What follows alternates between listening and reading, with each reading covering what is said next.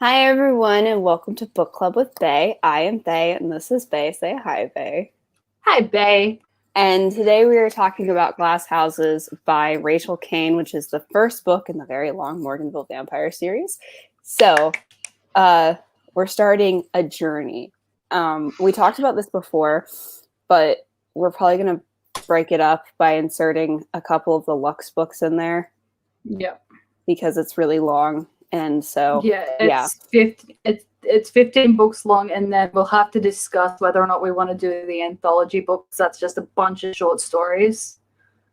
Yeah. You know what? We still haven't done the anthology book for Mercy. No, we haven't. And so we can toss that in there as well, I feel like. Yeah. I'm so excited for the new Alpha Omega. I am too, because I didn't know if we were going to get another one. And I'm very, very pleased that we're going to. Yeah. So, especially, I didn't want Burn Bright to be our last. Yeah, because it wasn't because I love Charles, and two, because it wasn't my favorite of the. Yeah, it was, honestly, that one's probably my least favorite. I think part of it is because they decided to make it that Brand's funny about Mercy. Yeah, also, like, the story, it was Cry Wolf and Burn Bright, where they don't leave Montana. Yeah. And I feel like the stories are so much better when they're actually allowed to leave Montana. I swear, Leslie better be in the next one. I love it. I know. I love it when Leslie shows up. I love it when she shows up. Because a lot of times in Mercy books, when you meet someone that you're kind of like, oh, that's neat, you never see them again because they're not part of the main cast. Yeah. But the fact that Leslie's part of the main cast makes me so happy because she's great and I love her. And also, like, rereading Dead Heat, it was really fun because you got to hear, like, about her husband and how he's a school teacher. And she's like, oh, well, he was kind of upset, but now he's, like, really happy because these kids need him more than, like, the kids back in Boston, I believe, needed him. And then she's like, so getting him to leave this small ass town is going to be way more difficult. And the best part about it is he's like 6'5", big, bulky black guy, like ex-NFL player. Yeah. No, Leslie and her family are amazing, and I love them. I honestly, I really hope Leslie rocks back up in the next one. Me but we'll too. See. But okay, Morgan. So this book. So let's honestly. Sorry.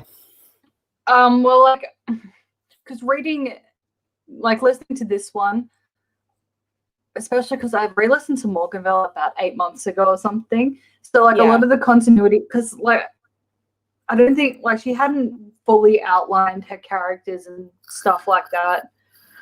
Because, like, I think it's in this one or maybe the next one, they mentioned that Eve has sisters.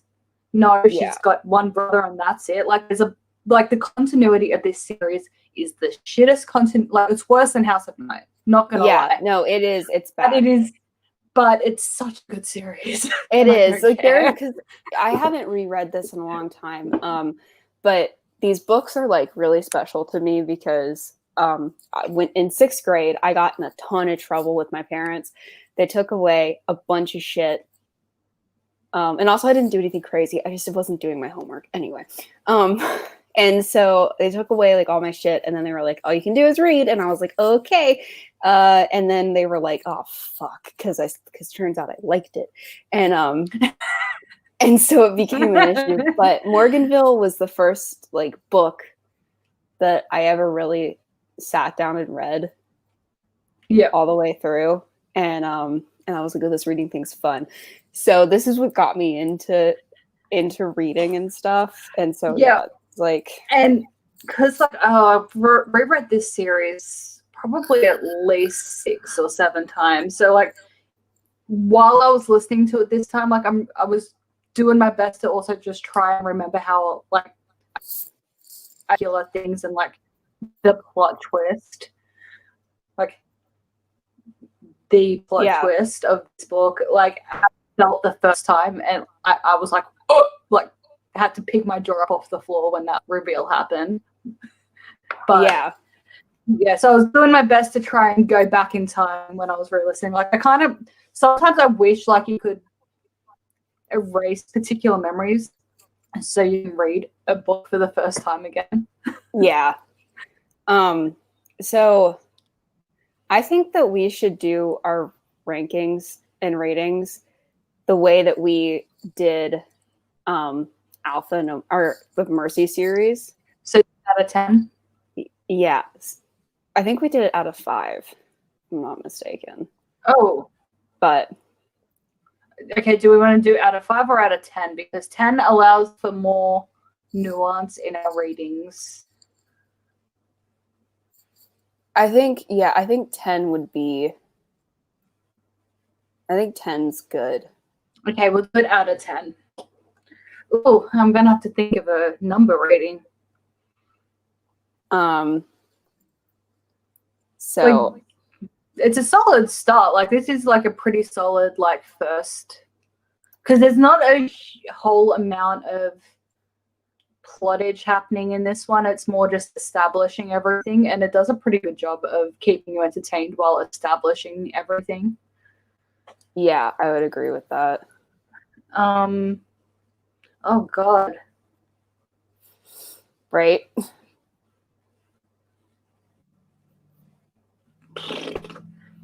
Okay, because also, let's be honest, with Mercy as well, like we often like we end up changing our ratings as we go, because like, you know, the ratings end up happening on like a sliding scale.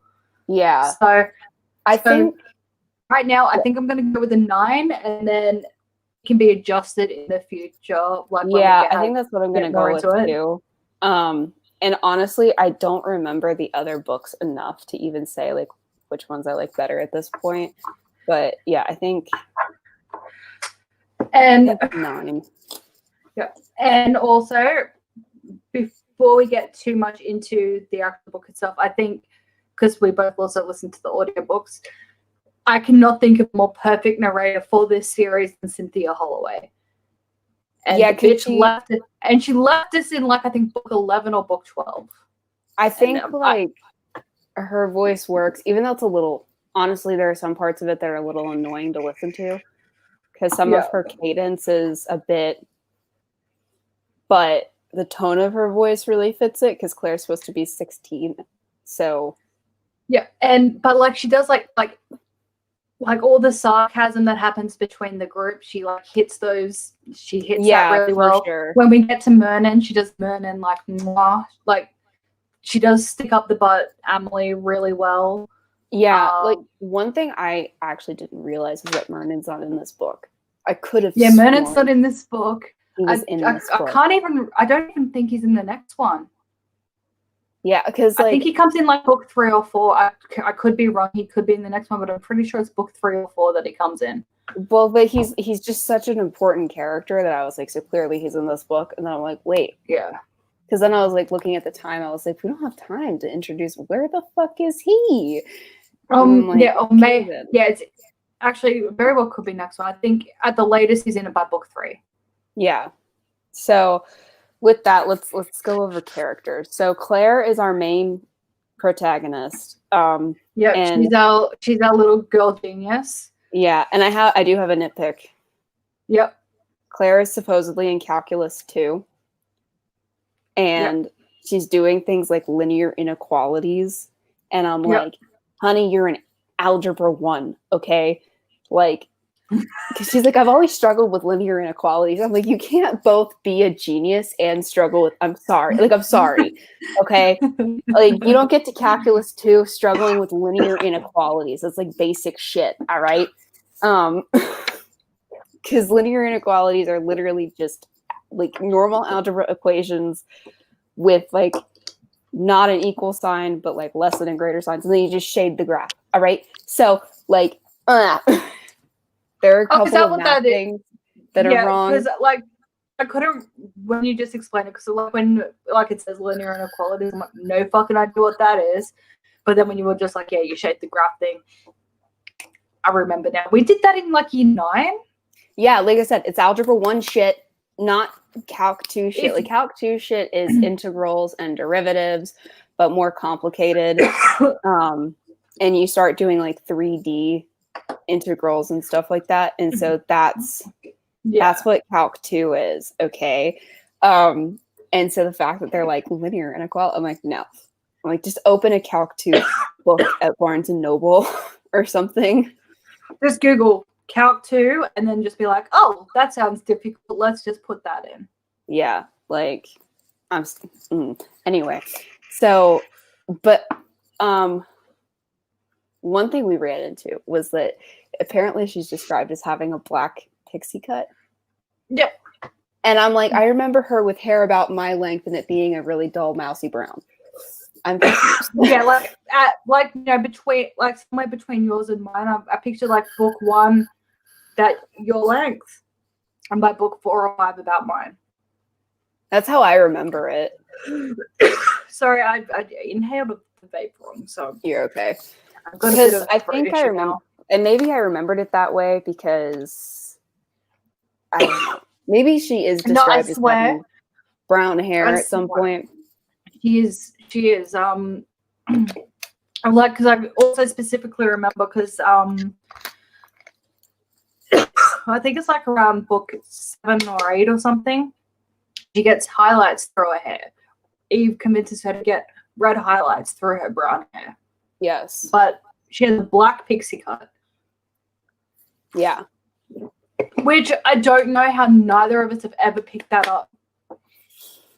Maybe we did. And we were just I swear, this must be the only book. Because also, I disagree with this decision. I swear, next book she's changed her mind. I'm certain next book she's changed her mind and she has shoulder length, or if not longer, brown hair. And also, like, one issue with Claire is that she's not really described to us that much, like the other, characters are. Yeah. I will say though, there are a couple of things about her hair that I did pick up on previous reads that make a lot more sense now that I know she has a pixie cut. Like at some point in the book, she shoves her head under the sink to style it. Oh, and I can remember always thinking, that's a weird way to try and style your hair, Claire. Now that I know she had a pixie cut, perfect way to style it. Because I shaved my head when I was 21 for World's Greatest Shave. So when it started growing back, yeah, easy way to style your hair. You just drench it in water and you just do a thing. Yeah. I mean, that's how my boyfriend does it. So. Yeah. And I guess technically so that makes sense. Pixie cuts. I'd like to see his face when you tell him he has a pixie cut. Oh God.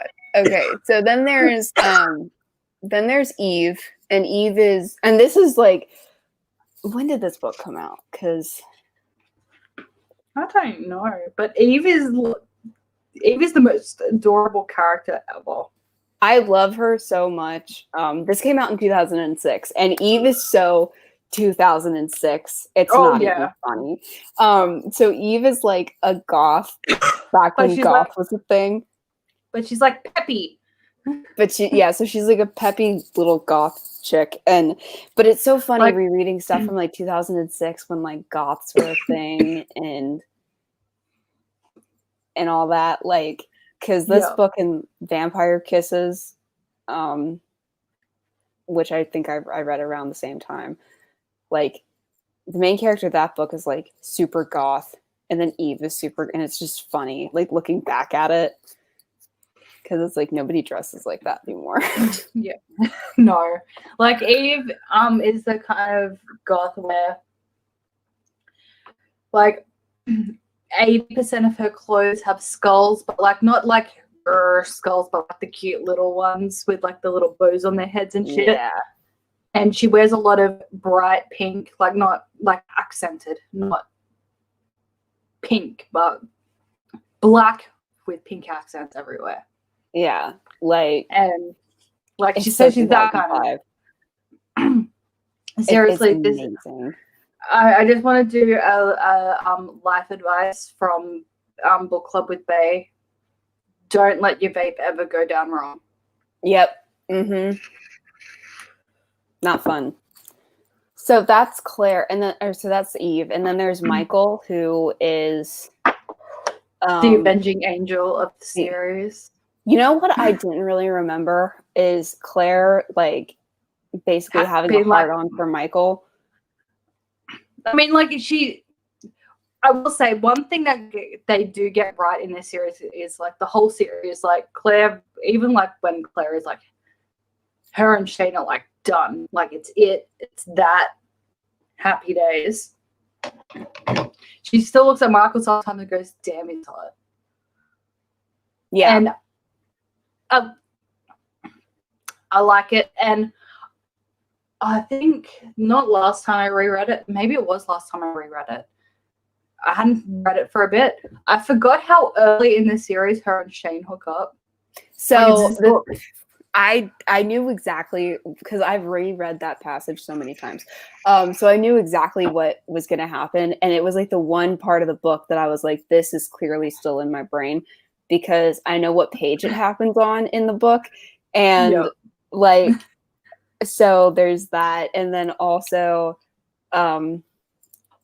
yeah, like, so I knew when it was going to happen, and I was like, oh, I remember this passage very clearly. Like all of the sentences and shit. I was like, I have this basically memorized.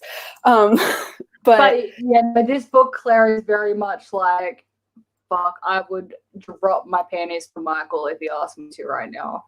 Yeah, but the other thing that I feel like they get right is also, or something that I like about it, is that the fact that Claire thinks that Michael's attractive doesn't really come between her and Eve.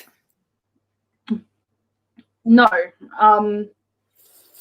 especially considering, you know, relationships develop with the others and stuff. But Eve and Claire have the kind of relationship where they both, like, Eve checks Shane out on occasion as well, and it's fine. Like, the two of them are just like, yeah, we have hot boyfriends. Like, what do you want from us? Yeah.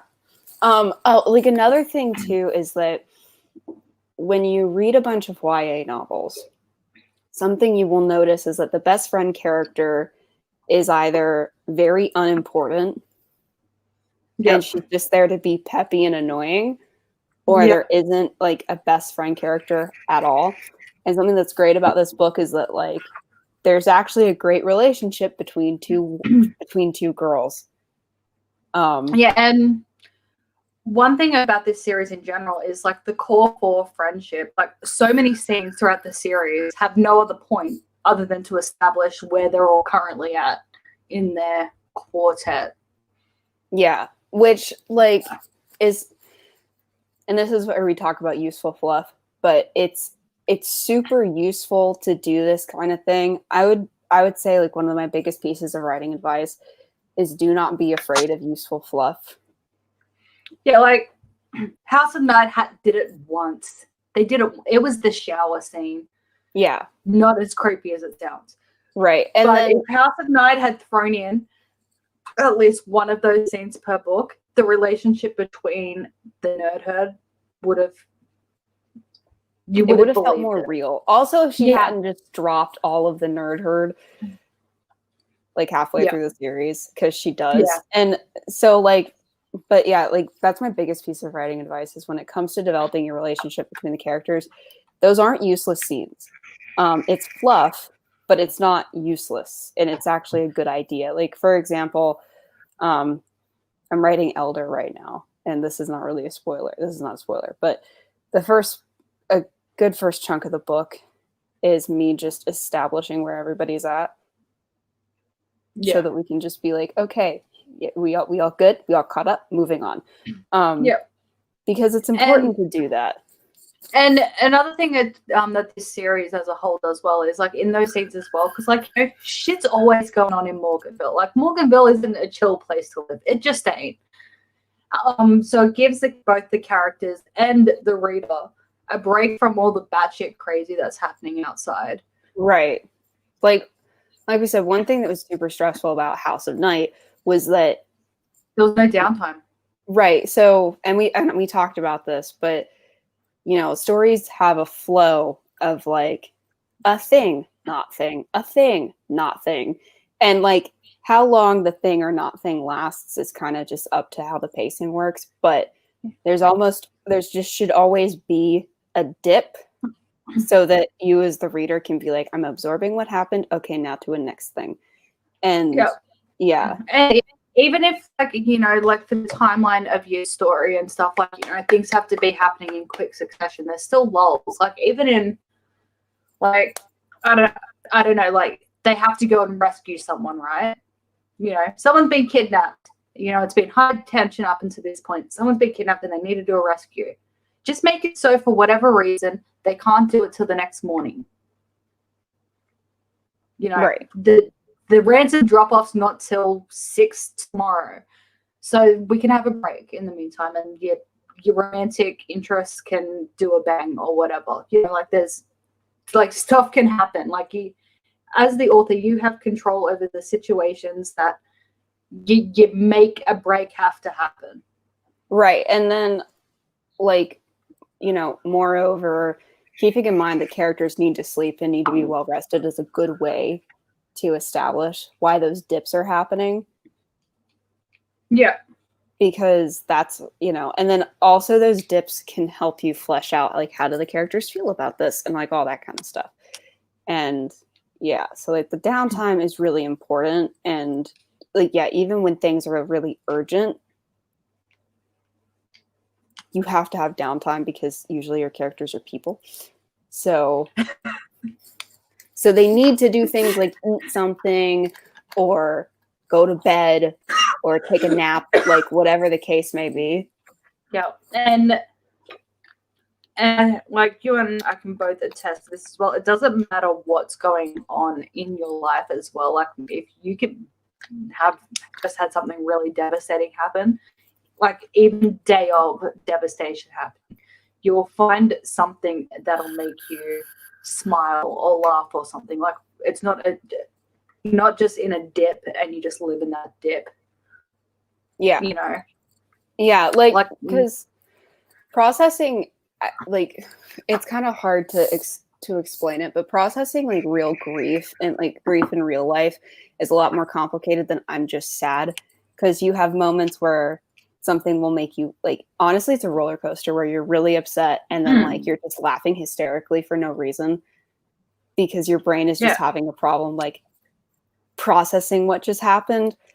And so like that's actually how it happens, is you're not even day of, you're not necessarily sad the entire day, but you will fall into like hysterical laughter and then sad again. And it's a thing. Yeah, and like that, like in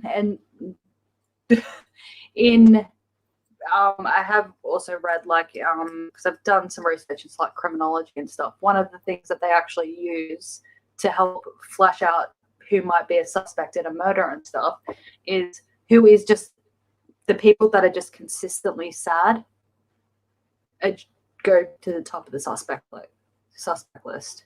Like you're having a conversation and they're just sad the whole time. Like, they're just, sad face and no other expression except the sad face. Because, a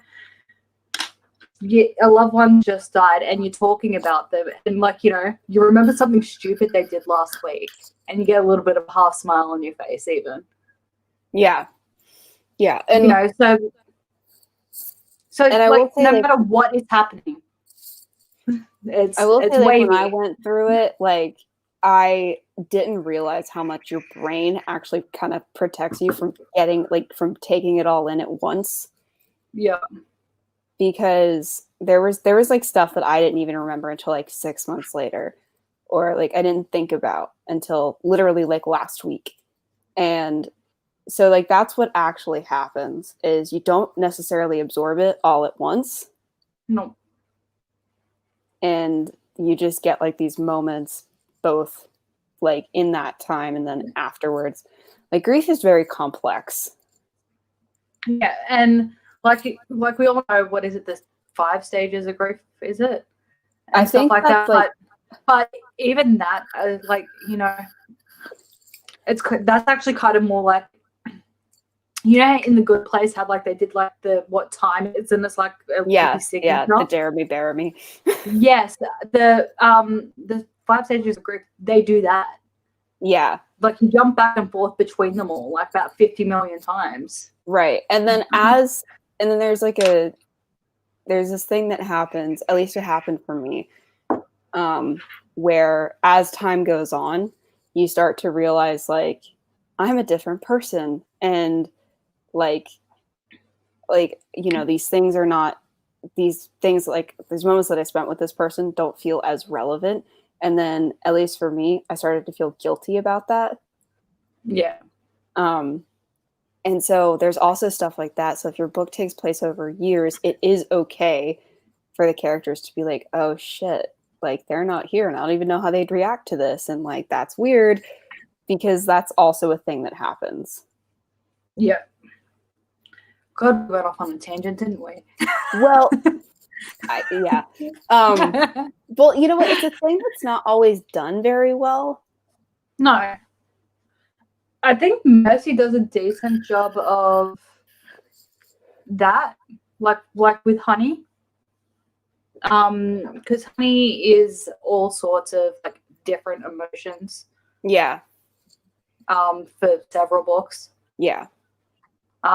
Which is kind of nice, you know. Like she's sad, like she's lost the love of her life. She's upset and everything, but she also just is like, well, life has to move on. But then every so often, Mercy catches her looking like, you know, yeah, Peter's gone. But then she snaps out of it, and then she goes and has a laugh with Ben. You know, it's a thing. Yeah. So then there's Shane, who. Well, we didn't. All we said about Michael was you forgot that Claire wanted to bang him. Oh, right. So Michael's the landlord. Michael's the landlord of this house, and he died in the house a year or whatever. 6 months ago. Yeah, about 6 months ago, and now he's a ghost. That's only physical from sundown to sunup. Right. And the others don't know. Right. They just think he sleeps all day. And then there's Shane, who is our favorite bad boy. Yes, who's our main character. And one thing that these books do well that I kind of didn't realize as I read them for the first time, because I was like 13. I was probably like 11 or 12, 13 maybe. No, I was in 6th grade, so I was 11. Is how well the teenageriness is written. Yes. Because Claire is 16, all of our other characters have just turned 18. Yeah. And it's like, not only does Claire act like a teenager, but the other characters also act like teenagers. Yeah. I mean, I will say sometimes friggin' Cynthia Holloway, like when she's like, yeah, bro, like those kinds of lines and stuff, she really makes them sound like stoners. Yeah. Sometimes. Yeah. When they're having their bro talks. Honestly, the amount of times, if you want to play a Morganville drinking game, you take a shot whenever Michael or Shane call each other bro. Yeah. But like at the same time, it really does, it works. And also the reason why their parents aren't around works as well. Yes. Because Shane and Eve have both like rejected Shane's mom's dead. Yeah. But they've also all rejected like the Morganville lifestyle. And so they're kind of either like, Shane's sister and his mom are dead, and his dad is off doing a thing that we'll get to like next book. And so the reason why his parents aren't there makes sense. Eve's parents like disowned her basically. Yeah. Michael's parents moved, I think, because one of them his mum needed like cancer treatment or something, so they left. Yeah. And then Claire is a freshman in college, so right. Obviously, mummy and daddy aren't around. Yeah. So yeah, no, it's one of the few, like, this, while this book is technically YA, I feel like it falls more into what new adult should have been. Because even though Claire's 16, it's more of a she's starting college. Right. And a new adult was supposed to be like college age people. So like Livscraft, at the beginning of the book, Rosalie and Jenna are like 21 and Ryder and Wes are 23, 24.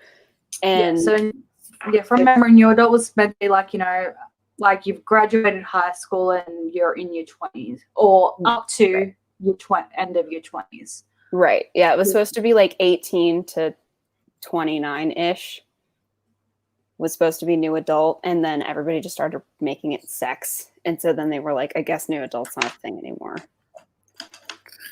which is a shame, because like there's so many books that don't fall into YA because they're too old for it, or like the experiences they're going through at age, like, you know, they don't fall into high school drama bullshit, but they're too young for adult. Because adult kind of it kind of generally feels more like, you know, like, for example, Mercy, because we always go back to Mercy as the example for everything. She's established. She might not be with a husband yet or anything like that, but she's established. She's a mechanic. She's 31 or whatever she is. She's got a shit sorted for the most part. And generally that's where most adult series start off at. You got your shit sorted. New adult was supposed to be you getting your shit sorted. Right, because, you know, you have these coming of age moments in your teens, but then you also have much bigger coming of age moments, especially in your early 20s, where your personality gets super established and all that kind of stuff. And so the things that change the characters are different, but it's not like where they're in their 30s and it's like, this is who they are. So yeah. But are those all the characters we need to? So there's Monica. Oliver, who is Eve's boss, but we'll get to more about him later. And yeah, for the purpose of this, he's the hippy dippy coffee shop owner.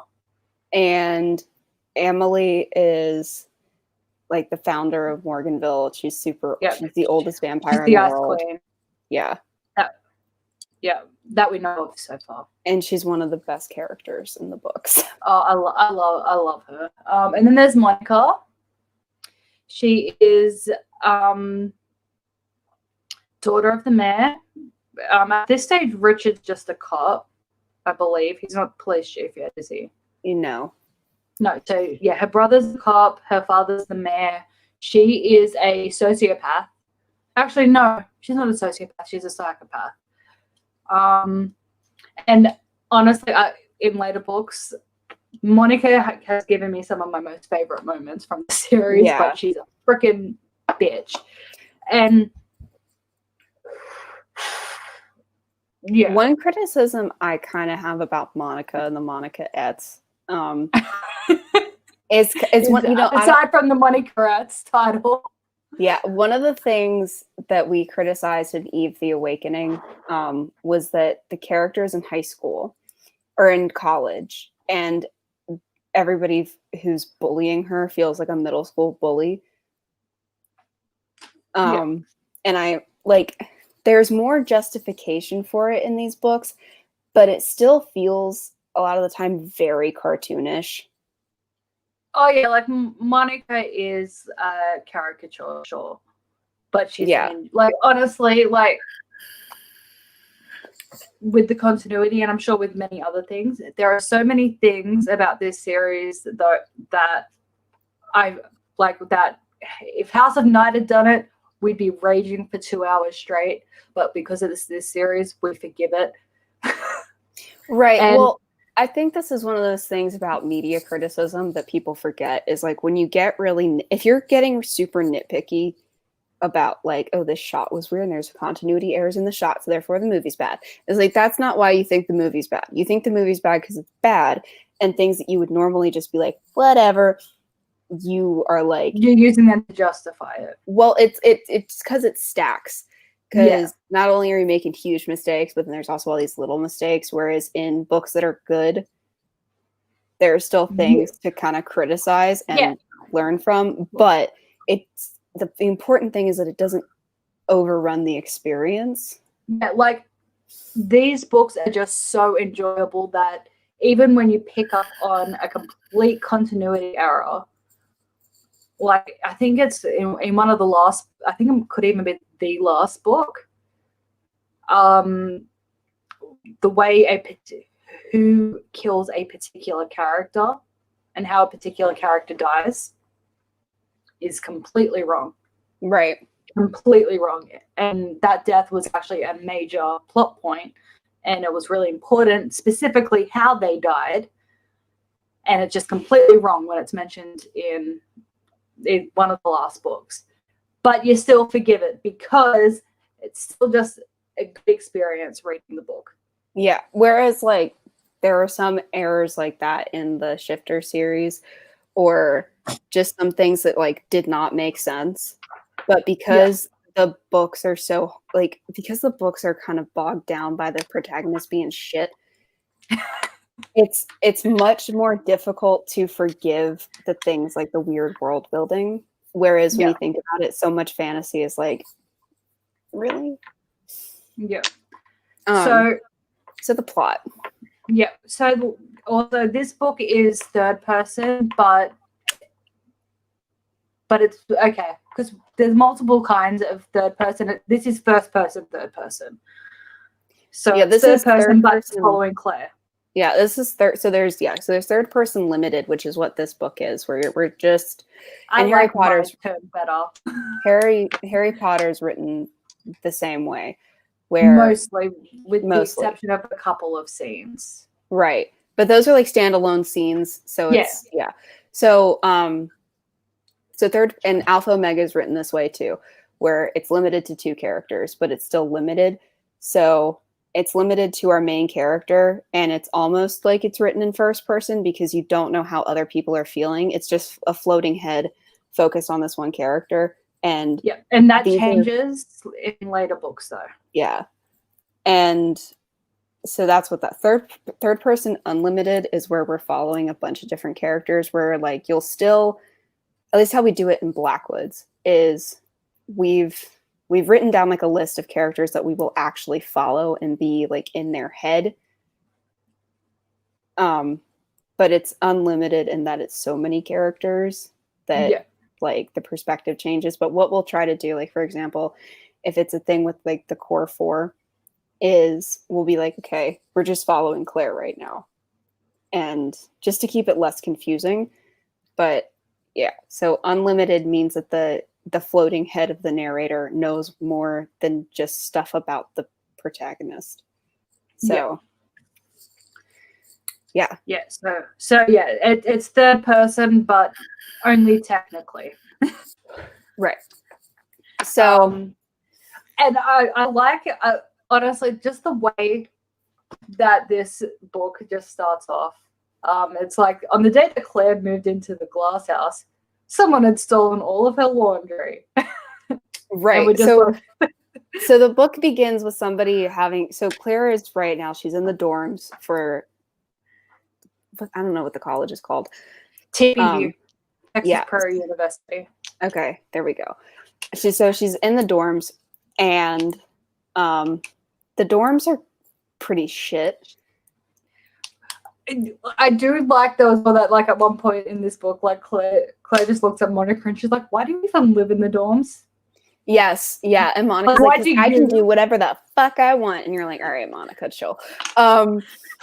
And so she's in the dorms, and somebody has stolen all her laundry, and so she's like, where the fuck is my laundry? And then she's like digging through trash. Yeah. To try to find it. And during all of this, Monica pushes her down the stairs. Yeah. So we get a bit of backstory about why Monica hates her, because Monica and Jennifer and Gina They're her two main tag-alongs. Yeah. Claire, a couple weeks earlier, overheard Monica saying something incorrect, and Claire, without thinking, was just like, "Oh, actually, it was this." And so from that point on, Monica's like, "I'm going to kill you dead." Right. And Claire fucking slaps her in this scene. And Yeah. like, honestly, like, one thing about Claire is like, she, even like amongst everyone else, she's always just portrayed as a "excuse me, sir, please don't hurt my friends" kind of character. Like, but then this she's little not girl. But like that. chapter 1, she bitch slaps Monica Morell. Yeah. Well, you know what? Another thing that's really nice about Claire is that she's clearly not like other girls, quote unquote, and that she's smart and she's not big on like makeup and all that, or like fashion. But she, in general, doesn't have this like negative view of other women that's so annoying. No, she's actually jealous. She's like, I kind of wish I had the confidence to wear, like, and even though she hates Monica, she sees Monica and she's like, God, I'd kill for those legs. Yeah. And she also has all of like those teenage girl insecurities that we all hate having. Yeah. Like, we all know we had them, but we hated it. Yeah. And so it's less like she's not like other girls and more like, this is not like other girls done well, because she's not like other girls, but at the same time, she's perfectly fine having like female friends. She wants to be like other girls, though. Right. And that's the thing as well. That's a big thing. She's not like, I'm not like other girls because I do everything to avoid it. She's like, I kind of wish I was, but I am who I am, I guess. Yeah. So that's another thing is like, instead of it, like, for example, Alex, she's like, I'm not like other girls. And she just thinks everybody else who's not her is a piece of shit. Whereas Claire, it's literally just her personality, which is way more realistic. Like, for you to have your own unique personality, but also you don't hate every other female on the planet. Yeah. And like, I think one of the most realistic things about Claire as well, because when she bitch slaps Monica in the scene, because she's just like, why wouldn't you leave me alone type thing? Like, she's like, you know, the scared little mouse type thing. Mm-hmm. And then she bitch slaps Monica and she's like, that felt good. Oh, wait, what the fuck did I just do? Crap. You know, so she has a badass moment and then immediately realizes what she did and she's like, Yeah. No. And so after this bitch fight, Claire is hella injured because she got pushed down the stairs. Yeah. And she passed out for a bit. Yeah. So she has to go to the infirmary and stuff like that. And the other thing is that nobody's helping her because everybody's so scared of Monica. So everybody's like just a dick. But in the context, it makes sense. Yeah, because like at the beginning, she's like, why is everyone so just like, eh? And then we find out later, like, by the end of, especially if it's not too, like, about 80% of it's clear by the end of this book, you know, at worst, and the rest is clear by the end of the next one. Yeah. And the other thing that's also nice about Claire is that she's actually pretty extroverted. Yeah. Which is a nice change from everybody ever being like, I'm an introvert and I don't like people. And it's like, even if you're an introvert, that's not really how it works. It just means like you need time alone to like dip and recharge. Like, it's not like I hate people. I mean, some people are like that, but yeah, like I hate people. But like my daughter, she used to hate people. But now, because she's still an introvert, but she loves people now. Like, when someone new comes over, she's like, Mommy, can I say hi? I'm like, of course you can go say hi. I'm thinking I'd rather you didn't so I don't get stuck talking to them, but go ahead, have fun. Yeah. So after this, like, she's she's injured. She was in the infirmary. oh, because also before Monica leaves, she's like, tonight you're going to get what's coming to you. And Claire's like, oh, she's going to kill me. Yeah, and so she's like, so therefore I need to find some place to live. That's not the dorms. So she's looking in the up. classifieds. Yeah, so she's looking up, and this is also so 2006. Yeah, she's looking up like newspaper postings of like roommate needed, and she calls people and then like it turns out everybody's fucking weird. And then she calls the glass house and they're like, I think Eve answers. No, it's an answering machine, and it's like, hey, you've reached the glass house. We ain't here. If you're looking for blah, blah, blah, blah. If you're looking for blah, blah, blah, blah, blah. And if you hear about the room, just come on by. And it's like, okay, I guess I'll just go on by. And so she does. And Eve is the first person she meets. And because Claire Blesser has a breakdown on the doorstep, and she's like, I can't do this. I'm fucked. and Eve basically adopts her. And then she meets Shane. He's looking chilly, as Shane always does. Like, does Shane? I think it takes about 4 books for Shane to cook anything other than chili, and after that, it's like it's barbecue and like chili. I think tacos. I think they have tacos at some point.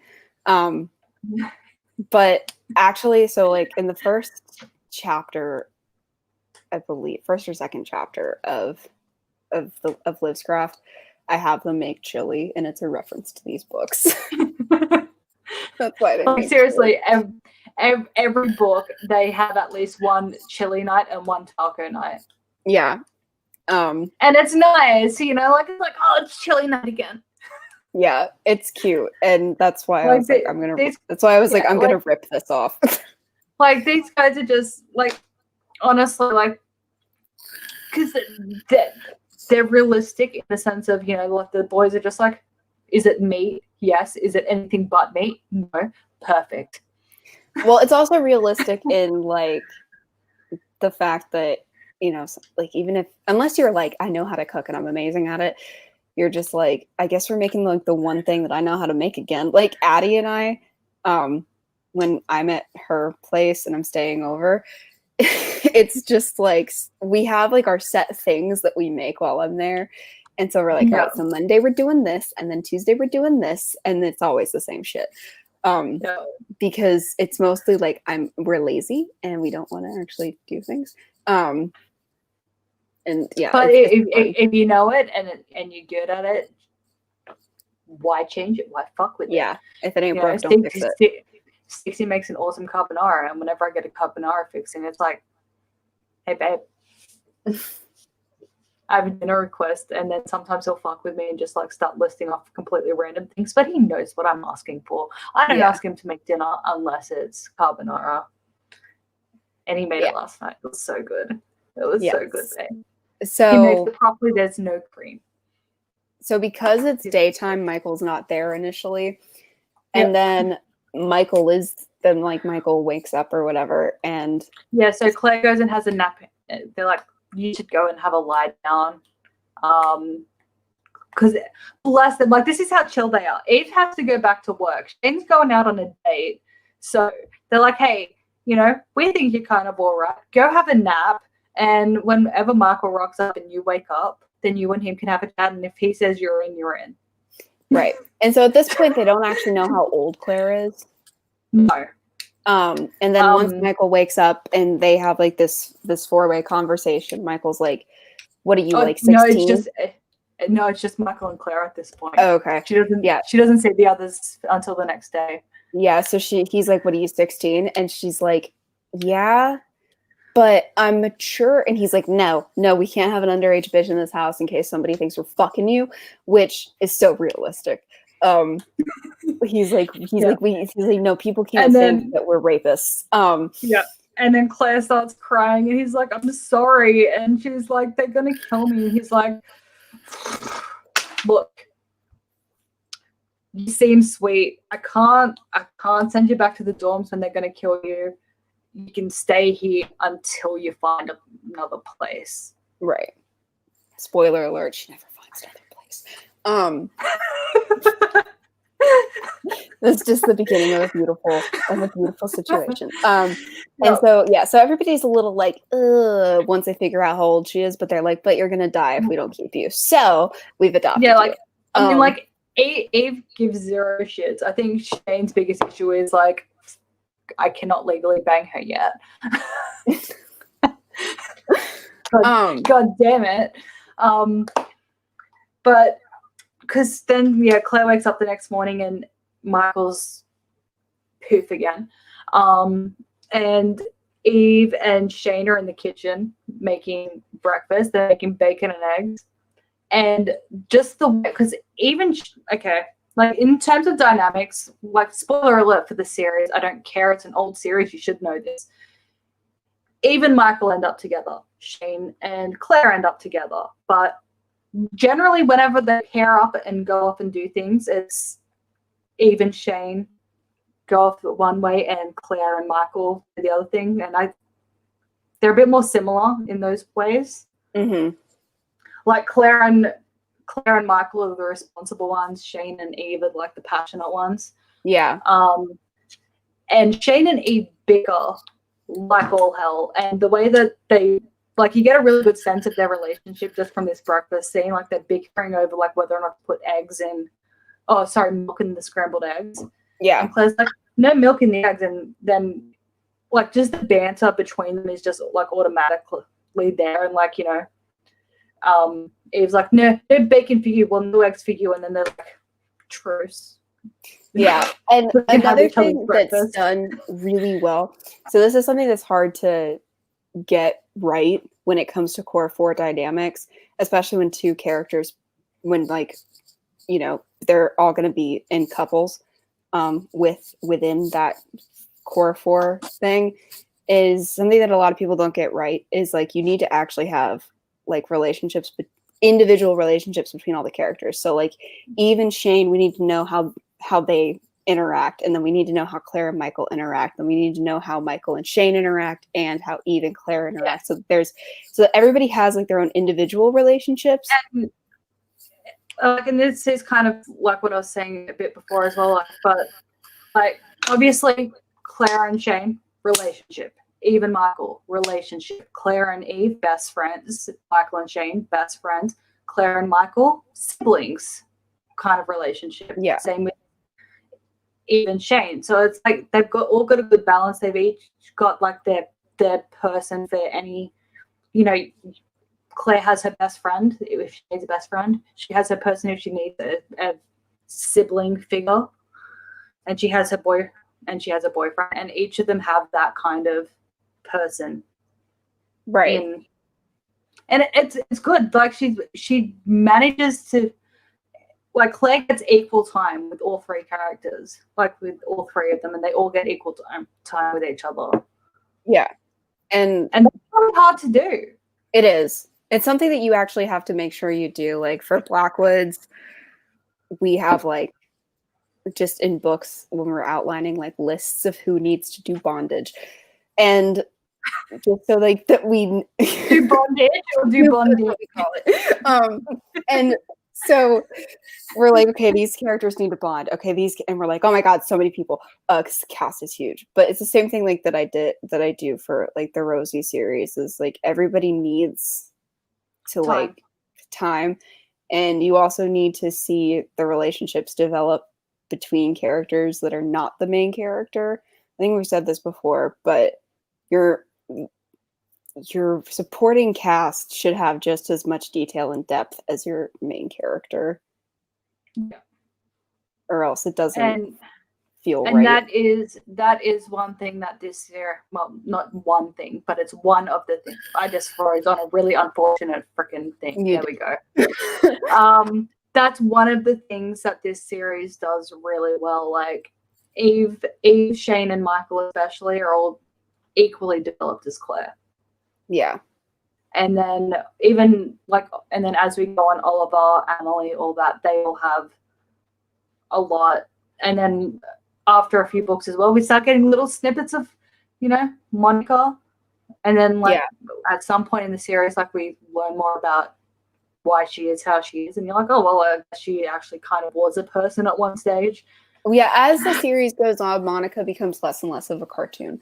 But while still remaining a cartoon, like how she manages to balance Monica being a person and a caricature, like as the series goes on, is like I think that's why it's so forgivable. Because if this book was like a standalone, it would be like, wow, Monica's fucking weird and that wasn't done right. But because we've both read at least I've read most of the series, not all of it, and I know what happens with Monica, I'm like, the fact that she's cartoonish in the first book is not really a detractor for me. But yeah, so after breakfast, Claire's like, so I have to go to school, and they're like, the fuck you do. Oh well, first the cops come. Yeah.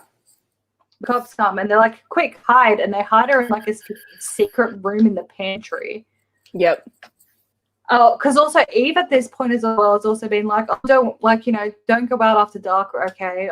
Because vampires. And Claire's like, what? And she's like, oh yeah, vampires. And Claire's like, you're batshit crazy. Yeah, she's like, you're all nuts. But I'm safer here, so like I don't know what to do about that. And then the cops come and they shove her into a pantry, but we can hear what they're saying. And they're like, have you seen this girl? And they're like, no, of course not. And they're like, okay, well, Eve, you working? Yes. Oh, where at? Okay, Shane, are you working? He's like, oh, not right now, because Shane's the resident slacker of the group.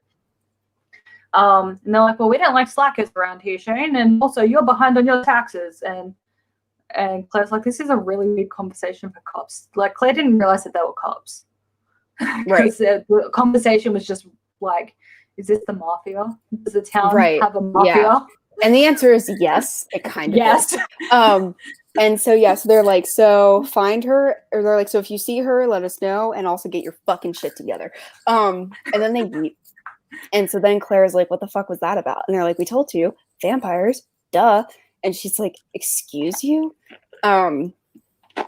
And we find out that Monica is the mayor's daughter and that she has a ton of sway and that like nobody's going to help Claire except for these people. And they're like, so you can't leave the house. And she's like, well, I have to go to, and then, so she's like, so her idea is if I go to the dorm and pick my stuff up, people will see me and they'll be like, oh, she's where she's supposed to be.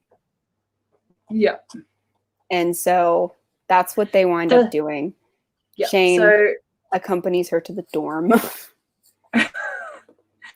But he doesn't go in. And he's like, get your shit and get out. And if you're not back in like 20 minutes, I ain't gonna be happy. I'm gonna come get you and you're not gonna like it. And she's like, yes, sir, okay. Yeah. And so she goes in and someone sees her and reports to Monica and she's like, ah! And then one of the other girls in the dorm, she's like, look, I'm not going to officially help you. But what she ends up doing is giving Claire her hoodie and her, what was it, like a cello? Yeah. Something. And she's like, look, just walk, head down, carry your instrument. They're not looking for a girl carrying an instrument, and I'll meet you downstairs with your shit. Claire's like, okay. Alas, no, she gets busted. Yeah. And gets knocked out or something, or mildly kidnapped for a minute. I can't remember exactly what. She's like kidnapped like 5 times this book. It's a thing. Something happens. Kim, who is the girl, just dumps Claire's bags where Claire had dropped her instrument where she was abducted. And Claire's like, oh, I guess I pissed her off. Whoops. And then she goes to meet Shane, and Shane's like, grr. And she's like, us. He's like, have you learned your lesson yet? Are we smart yet? And she's like, no, I'm going to class. And then she just fucks off and goes to class. Because Claire is very much like, I can't miss class. She's like, I know the world's ending, but I can't miss class. And you're just like, oh and that is Claire for the rest of the series. Yeah. And so after that, we get her back. Well, after that, we get her back home. And she makes tacos. And boys are pleased. Yeah. Then the next day. Oh, well then she goes to sleep and she wakes up you know, like just before sunrise, and she hears some music playing, and she's like, "Oh, that sounds lovely. Let's go check that out." She goes downstairs, and there's Michael.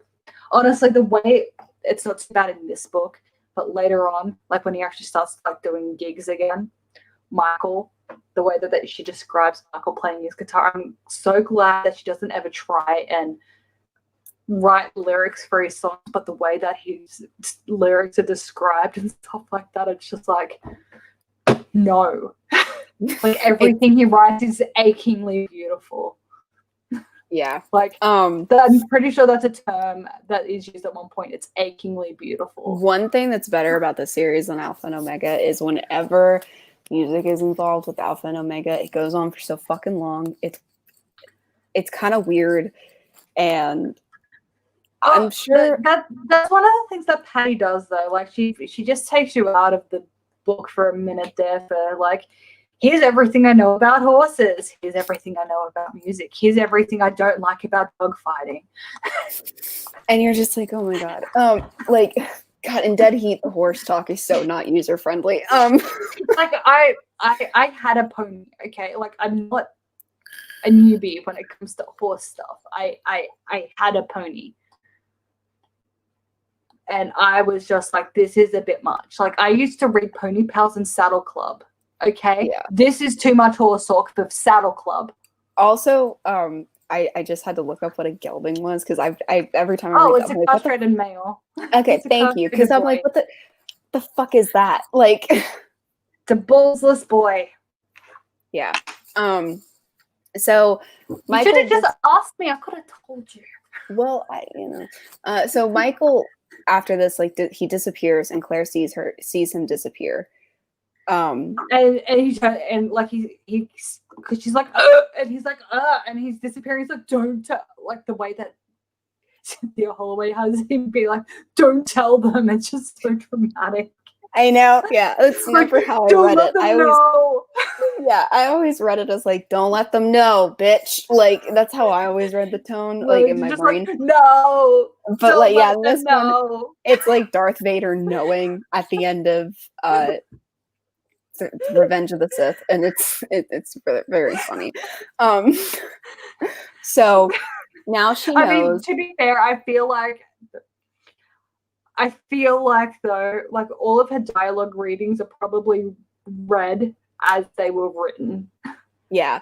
And so now that she knows, she's downstairs and she's like, oh my God, Michael, what happened? And then she's like, one cold for no, two colds for yes, or whatever she does. And so now she's talking to Michael's ghost, and she's like, this is fucking weird. And then she's like, but we are gonna have a chitty chat tonight, Michael. You best be remembering that we're chitty chatting. Yeah. And Michael's like, fucking fine, I guess we'll do a chitty chat. And what's funny is that it's actually believable that Shane and Eve don't know about this, because you just know that they don't wake up early enough to catch any of this. And Claire even has the thought though, she's like, they're complete night owls. Like they're going to sleep every night, like at about 3 a.m. They're waking up at about 11. Yeah. Which is them. Like the few times that we see Eve or Shane awake early in the morning, they're just like, what is life? Yeah, why am I here? I don't like this. And so can I have all of the coffee? And so that day, Shane is like, so I'm on Claire duty because if you're going to class, someone's escorting you. And she's like, you can't just escort me to class. How could you? And he's like, fuck you. And this is just another like realistic teen boy thing. Like he's packing a backpack like full of water and snacks and shit. And she's like, you realize there's vending machines, right? Like you realize we're not going into a desert. And he's like, you're gonna be happy I brought snacks later. And then she actually is happy that he brought snacks later. It's cute. And I feel like this series of scenes of like him being like auditing all of her classes that day, it makes him like it makes what happens between them more realistic. If this hadn't have happened and what happened between them happens between them later, this book would have felt too soon. Yeah, like we get a lot of time with just them. Yeah. We prior to this as well, I think it might have been the night before. He's like, "Hey Claire, want to see something cool?" And she's like, "Yeah." And he goes upstairs. He's like, "Come with me." And she's like, "Are we going to his room? Are we going? Is he taking me to my room? Like, are we gonna make out?" And then he's like, "Here's a secret vampire room." Yeah. And then like, at some point they play video games together, and Claire's really bad at it, so he's like, "You can just watch." And then she falls asleep on his shoulder and stuff, and it's like, you know, there's lots of cute stuff. But yeah, for a minute there, he's like, "You're here to kill Michael. He's not a vampire." Okay, but I know why people think he's a vampire. But like, and Claire's like, "What the fuck? Like, are you crazy too?" Like, can we have vampires aren't a thing? And they're like, "Yeah, okay, Claire, if that's what you really think." And she's like, "I don't understand." So then, as they're in like chemistry class, and then oh no, at this stage she does know that vampires are real. Yes, the day before, after class, she goes to Common Grounds. Meets Oliver, and then meets Brandon. And Brandon's like, and she's like, "Ah!" And she's like, that was a vampire." And they're like, "Yeah, we know that. We told you about the vampires." And she's like, "No. Oh my god, they're not crazy. I'm crazy." And she's like, "No, I don't think you heard me. He's a vampire." And they're like, "We know." And she's like, "No, you don't know, because he's a vampire." And they're like, "We fucking told you about the vampires, Claire. Shut up." And you're like, it's funny. Like I feel like her, like, you know, she keeps hearing and she's like, "No," like she's like, "Is this a practical joke?" And then like, but there's that little niggling thing of like, are they being for real? But no, it's a joke. And then she meets one and she's like, "No, you don't understand." And they're like, "Yeah, we do, bitch." And I feel like that is like probably one of the most realistic, oh my god, vampires exist things that are in a thing. Yeah. Because either people because people generally take it way too well, or they like go comatose or whatever, or catatonic rather. Yeah. Whereas like Claire's just like, "I'm in denial, but it happened, but it couldn't have because it's impossible. God damn it." Yeah. And yeah, so while she's in chemistry class, who is it that spills acid on her? It's either Gina or Jennifer, the psycho one. Yeah, they spill acid on her. The psycho one changes. It's generally the same one. It's psycho for the first, like, say, 6 books, and then for about 3 books, she switches it because she forgot, and then after that, it's back to the original. Right. So she gets acid spilled on her, and the professor is actually like, "We weren't working with sulfuric acid today, you jerk." And so yeah, so she gets taken to the infirmary because now she's all burnt. No, actual hospital. Yeah, like the actual hospital and shit. And so and Shane's like there with her the whole time, and she's like passing in and out. But Claire, just before she passes out from the pain, like from the shock, because she's in shock, like physical shock, not like, you know, metaphorical, like literal shock. Before she passes out, like she just says to like the professor, like, "I'm really sorry about the mess," because she dropped something and made a mess because someone just spilled acid all down her back. Fucking Claire. And she's also not happy about the fact that they cut off her shirt, and she's like, "Can we please cover me up?" And he's like, "Fuck no, we can't cover you up. We can't let anything touch that." And she's like, "God damn it." Because I feel like it's important to say, like, he neutralized it. He baking soda'd it. It's fine. He alkalined it. But she's still got an acid wash. So then they get home. Yeah. Oh no. Eve picks her and Shane up from the hospital, and they go via Common Grounds. Right. And Shane goes inside and does a deal with Brandon. Yeah. And the deal is, Claire gets left the fuck alone, and I'll let you do a sucky suck 2 times. Yep. No killing. And Claire's like, "This is unacceptable." So a lot of this book is, how do we get Shane out of this deal, basically? Yeah, out of the sucky suck. Yeah. and then they get back home. Or at some point as well, they establish the law of protectors. So people have vampire protectors, or residents do. And if you're protected, you wear a bracelet or something that has your protector symbol on it. And generally speaking, kids at the dorm are just off limits. So on campus, people are off limits, but students, if they go into town, are not off limits. And vampires get like X percentage of students that they get to eat. Yeah. But not too many, just enough that it's feasible for that many to have just dropped out and disappeared. Yeah. So they get home and Michael's like, how could you have been so stupid, Shane? Shane, how dare you? And Shane's like, I tried to call you, bro. You didn't answer. And Claire's just like, yeah, Michael. What? And so they have an argument. Yeah. Also, at some point, I can't remember if this has already happened yet, Miranda rocked up.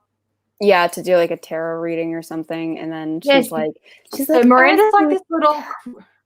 Miranda ends up becoming a pal. Like, she's a friend by the end of the series, but she's just annoying in the first few books. Yeah. So she rocked up and she's like, I see dead people. Someone died right there. And they're like, and Claire and Michael are like, yeah, they're like, oh, no. Michael did a dead, and she's like, there's a ghost in this house. And they're like, oh, a ghost, tell me more. Yeah. And she's like, I can't see more than that. So then she eats. And, and also her vampire protector Charles likes to munch on her. She's also like 14. Oh, is she? Yeah, she's 14 or something. Okay. Yeah, because by the end of it, she's like, by the end of the series, she's like 15. Yeah. So. And Shane really doesn't like her because his sister was killed in a fire that Monica Morell set.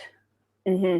Although whether or not Monica actually set it is questioned later in the series, so I don't know. But at this point, Monica set the fire. His, at the time, 12-year-old sister died. And then a few months later, his mum killed herself. And Shane, Daddy, and Mummy left town. Mummy killed herself. Shane ended up coming back. Daddy hasn't come back. Yeah. And more about that next book. Yeah. But Shane doesn't like Miranda because Miranda says she saw that the fire happened. And initially Shane's like, well, she didn't tell me until after the fire that it happened. So, I think she's just trying to claim credit, But then something he says kind of makes it sound like she'd warned him before, and he was just like, you're being freaking weird, Miranda. Can you go away? And now he's feeling guilty, so doesn't want Miranda near him. Yeah. And then they're like, oh, I know how we can get Shane out of the deal. The Vampy Vamps want a book. And so Claire's like, I'm going to find that book. She's like, I'm a nerd. I'll find the book. And so she goes to... But then her and Shane go clothes shopping for a bit first. Which makes sense, though, because Claire doesn't have any clothes. Yes. So it works. And Claire runs into a vampy cop. And she's like, it's daytime. And he's like, it's shady. And she's like, And he's like, let's add you to the Glass House roster. And she's like, okay, then this is creepy. And then Monica tries to do another thing at that point. There's a lot of Monica attacks in this book. Monica keeps on trying to kill Claire, and Claire keeps trying to get it. Like, Claire keeps getting away, so yay, Claire. But then, so she's back at school. She's like, let's go to the library and try and find a bookie book. Because Claire was originally planning on forging the book, and then she's like, this ain't gonna work. Yeah.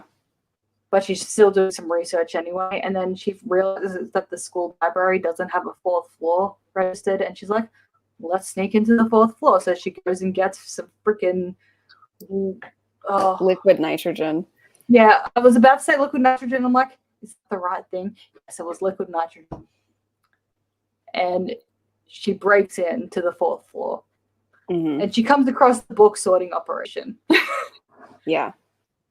Because vampires can't read the book, they can't process the book because it's got a symbol on it that models their mind. So humans have to do the looking. And she sees one of her professors and she's like, Professor, what are you doing here? And she's like, oh, random student who is not Claire Danvers.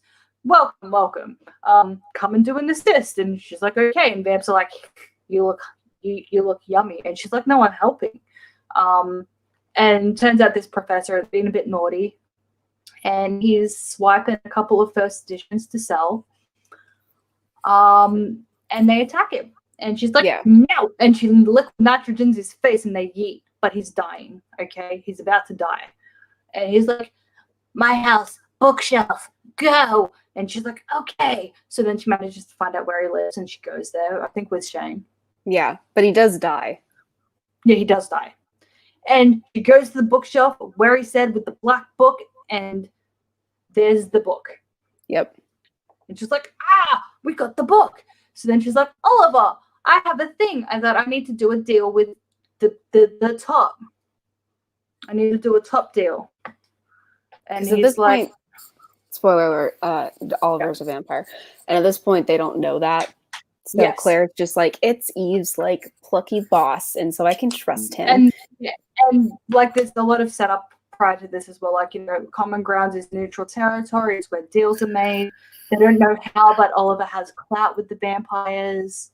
They respect him. They listen to him, blah, blah, blah. So Claire's like, okay, well, if I need to make a deal with someone, I'll ask Oliver to set it up. Yeah. Big mistake, Claire. Yep. And so then she's walking home, and then Monica rocked up again. Yep. And so we have another Monica fight. And she tries to run away and then breaks into a church. Yes. And who is there but Emily? Yeah. And Emily's like, if you want to, like, then I'm important and you should give the book to me. And Claire's like, no. And she's like, you'll regret that, but goodbye. Yeah.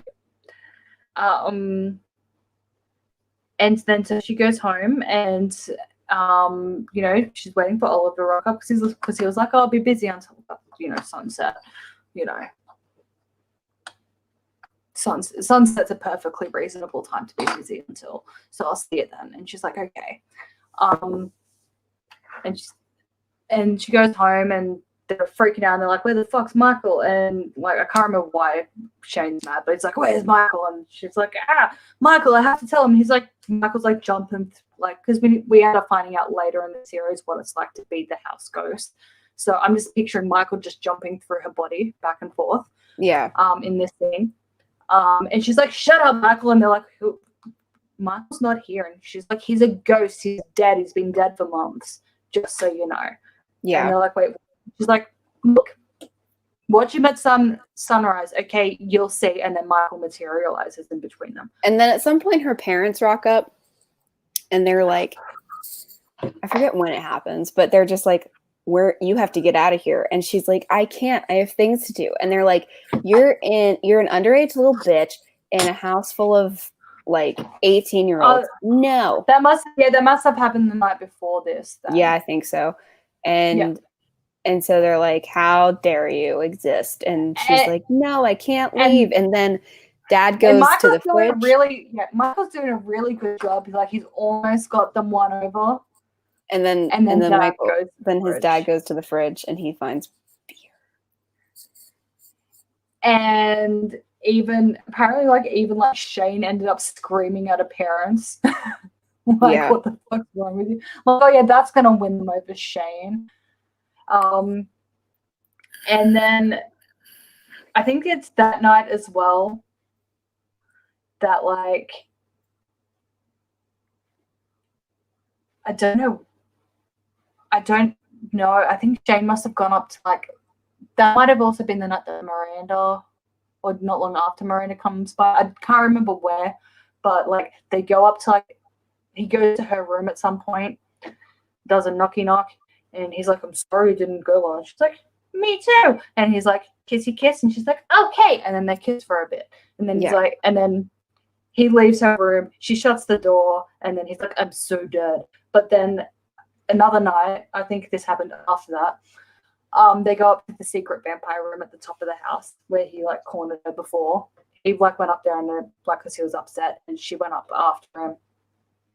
And they talked all night about their favorite music and their childhoods and things that they like and don't like and books that they've read or in Shane's case hasn't read.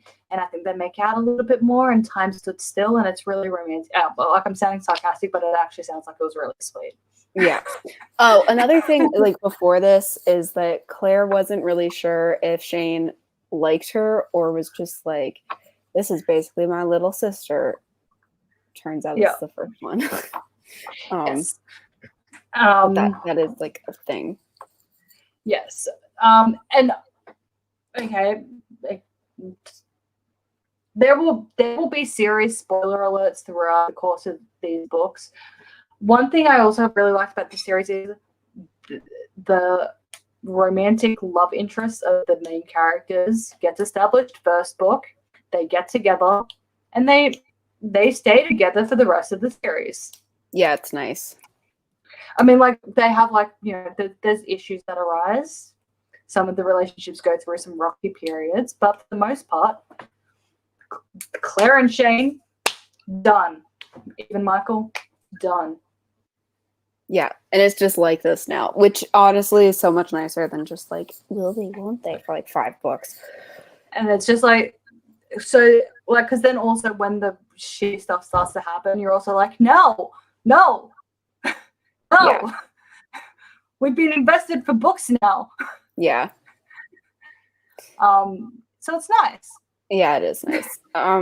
So then after that, all of that, Oliver rocks up and he's like, hi, invite me in. And Claire's like, okay. Wait, no, I'm not. No. She's like, this doesn't seem like the town to just be inviting people into a house. So do one moment. And Oliver's like, right the fuck now, Claire. And she's like, no. And he's like, the sun's down, like, let me in. And now the first time I was reading this, because Claire, like, when Claire spoke to Oliver about the book and stuff, like, she started to get a bit of a sus feeling, right? Mm-hmm. And it wasn't anything he said, it was just something didn't feel right. And I have vague memories of that bit, but I remember this scene. Like, when he was like, invite me in, and, like, you know, where he could have easily have just stepped in. Instead, like, it would have been rude, but, you know, you're outside, it's nighttime, there's vampires about, you know, so, like, the rudeness would have been forgiven. But he still just, like, invite me, and I was like, I can remember I was just in there going, no. And no, so then, no freaking way, no. And so then Eve, you know, I could have sworn that we found out Oliver was a vampire later, but, like, when it's so many books, they just all get mixed up in your brain. No. Claire's about to invite him in. She's halfway through the invitation, and Michael's like, no! Yeah. And they're like, what? And Eve's like, dude, that's Oliver. That's my boss. And he's like, he's the one who killed me. And we're like, and so then Oliver, like, mind controls Eve, and he's like, invite me in, bitch. And she's like, Oliver, come in. And so then Claire has to, like, bitch slap her out of this to get her to revoke the invitation. One thing I found interesting is the person who giveth the invitation must taketh away. Like, the other, because the other, like, while the others all lived there, apparently none of them could be like, get out. I don't know if that one specific bit of law sticks through the rest of the series. Yeah, I'm not sure. But yeah, Eve revokes the invitation, and Oliver's like, oof, then, like, you know, has to leave. And they're like, please tell us you didn't bring the book home. And Claire's just like, where else was I supposed to take it? And so they look out the window, the cops are there, they're evacuating the freaking neighborhood. Mm-hmm. And they're like, oh shit. And they're like, there is not a single vamp cop out there. they can all get in, and then the house gets breached. And then there's fires upstairs. Miranda rocks up. Oh, by the way, as well, Miranda's protected child. I might have already said this. He's eating her. But Yeah. Miranda's being eaten by her protector, who's a pedophile. But yeah, so the house, and then like Monica and her friends are all upstairs, and they're like, "What the fuck are you guys doing here?" And they're like, "No." And then so like they're all fighting and bashing, like, you know, doing shit, and nothing's going great. And then looks like they could win, and then the sun comes up, and Michael's like, "No!" And he's full on like slow-mo screams, "No!" And then he turns into a ghosty ghost. And then he turns into a ghosty ghost, and the girls are upstairs and Shane's downstairs. At this point as well, Shane also like makes a phone call, and he's like, "We need you here, guns ablaze, and get your freaking ass here now," type thing. Hangs up the phone. He's downstairs. Girls are upstairs. Monica's up there with her friends, and they've got knifey knives. And then creepiest moment of the entire series happens. Richard Morel, Monica's brother, copy cop. He comes up, and Monica's like, "This is my brother. How hot is he?" Uncomfy. And yeah, so But Richard comes off as a bit of a dick in this scene, but we end up liking Richard. Yeah, because he's like, either she's gonna kill you or I'm gonna kill you, but give me the fucking book. And she's like, no. And then so what Shane does is he rips all the pages out of the book, and he hands over the book to get everybody to eat. He switches the innards with like Shakespeare's sonnets. Yeah. But then the house is on fire. And so now we have to put out the fire. And so, but Claire's room is like destroyed, but everything else is mostly fine. Biggest damage is her mattress. Yeah. And then it's nighttime again. Michael's back, and he's like, "Good job making the switch, man. I'm glad the girls bought you enough time." He's like, "Thanks, bro." And they're like doing their bro chatty chats again. And then there's like a doorbell ring, and it's Emily, and she doesn't need an invitation to the house because turns out she built the house and it's one of her houses. And so she's like, "So are you ready to chat?" And Claire's like, "Yep." And Emily's like, "You know what? We could chat down here like normal people, but I want to go to the secret room." So Emily just like bucks off upstairs, and she's like, "He is coming." Yeah, she's like, "We should go." And yeah, so then Claire is like, "So if I give you," she's like, "What's in the book?" And what's in the book is how to make vampires. So and other stuff. Yeah, so Oliver killed Michael in an attempt to turn him, but he doesn't know how to turn vampires. And Emily's like, "Nobody needs to know how to turn people except for me, bitch. Give me the book." And so Claire's like, "Okay, but," and then she buys herself protection for everybody in the house. Yeah, like it undoes the deal with Brandon. Yeah, and she's like, "Also, don't be too interesting so that I don't regret this." Okay. Yeah, and then they're like, "Okay, well that's done," and then it was like, "Also, none of you are allowed to leave town." And Claire's like, "What the fuck am I gonna do?" I can't remember if it's said in this book or if we find out at the beginning of next book. But Claire's parents, because like, you know, they went to go home, they're like, "We'll be back in like 3 days to pick you up." They forgot, because one of the town protections is when you leave town, you forget everything. Yeah. So Claire's parents forget that.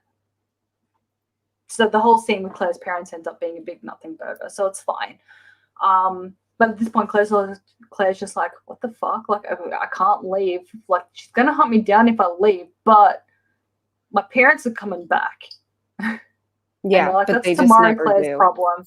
Yeah, they're like, "That's tomorrow Claire's problem," and she's like, "Okay." And then it's dinner time.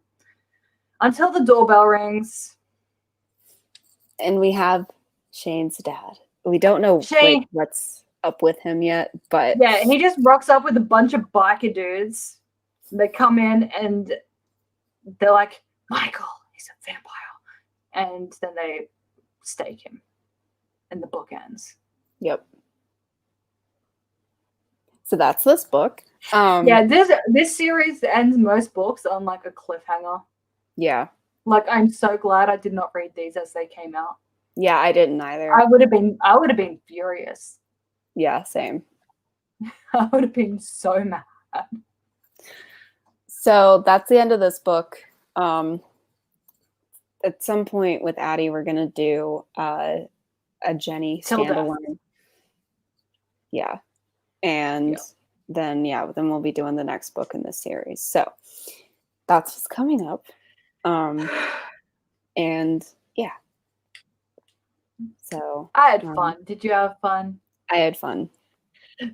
This series is kind of like, I need something that's fun and easy and feels like home, and that's this one. Like, because Mercy is also like, if I need a feels like home series that I go to, but that's more of a like, I don't mind it being, requiring thought, whereas this one is just nice, easy listening. Yeah. Because half the series is like just character bonding. Yeah. So that's this book, and yeah, so we'll be doing the next thing at some point. Yeah. And Wait. yeah. It's not, there we go. There we go. And so we will see you guys next time.